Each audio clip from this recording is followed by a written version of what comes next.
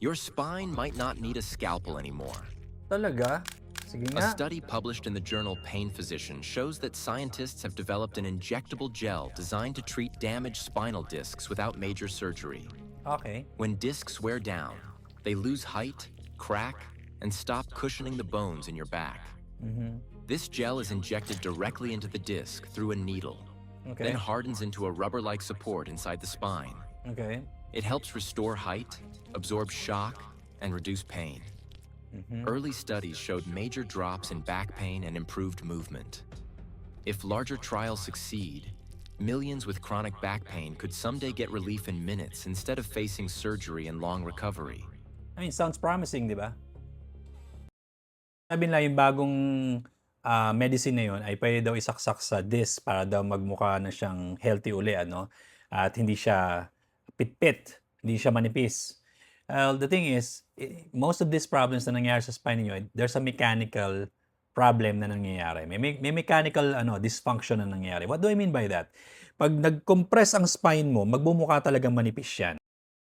Pag nagkaroon ka ng compression sa spine, magmumukha siya manipis. Maring hindi ganyan ka-discolored, syempre for illustration purposes lang naman yan, pero magmumukha siyang manipis sa loob ng, sa paglabas ng MRI kasi nga may nagkakaroon ng compression. Para kang gumawa ng peanut butter sandwich, na over-compress mo, lumalabas ang peanut butter. So, ibig sabihin, merong nagkakos ng compression na yon. At kung sasaksakan mo lang siya, sasaksakan ng gamot na yon, para kung mapaluli yung disc, hindi siya mag-work. Kasi hindi mo tinanggal yung physics. Ano yung physics na yon? Nagkaroon ng compression. Hindi mo tinanggal yung root cause, which is nagkaroon ng compression. At anong nagkakos ng compression sa buto? Anong nagpapagalaw ng buto? Di muscle. May mga muscle na nag-cause ng compression. Bakit sila nag-cause ng compression? Kasi tumigas sila.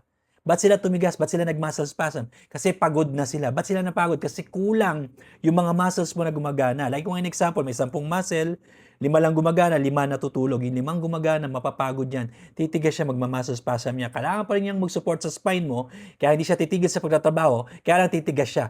Doon magkakaroon ngayon ng compression sa spine mo, magbumukhang manipis yung spine mo, magpapapout siya, magdi-disc bulge siya, magkakaroon ng spondylosis, magkakaroon ng herniations, magkakaroon ng narrowing of the spinal canal. Pero all of that nanggaling kasi nagkaroon ng compression at ginalaw ng muscle yung buto. Kung hindi gagalawin ng muscle yung buto, mamimaintain mo yung height sana na yan. Hindi mo kailangan mag-inject. It's a mechanical problem and you cannot fix a mechanical problem with chemical solution kahit paggamot yan sa bibig, orally, or injection. You cannot fix a mechanical problem with a chemical solution. Dapat mekaniko ang sagot sa mechanical problem at hindi chemist. Hindi chemist! Doon pa lang maling-mali na to. It sounds promising, ano? However, hindi ito mag-a-apply sa maraming tao kasi karamihan ng tao na nakikita ko, especially sa clinic, na may back issues, may spinal issues, hindi naman talaga ganyang ka-deteriorated yung disc, but kundi nagkaroon sila ng mechanical dysfunction, kagaya ng na-explain ko kanina, no? So if you're suffering from back pain, we're the only corrective therapy sa buong Pilipinas. My name is Dr. Ron Samaniego. I'm a doctor of physical therapy from Chicago, Illinois. You will be in good hands kung sa amin kayo pupunta. Kaya sa ibang tao, let alone sa buong Pilipinas, tayo ang pinakamagaling. In fact, I am the LeBron James of the physical therapy profession pagdating sa larangan na to.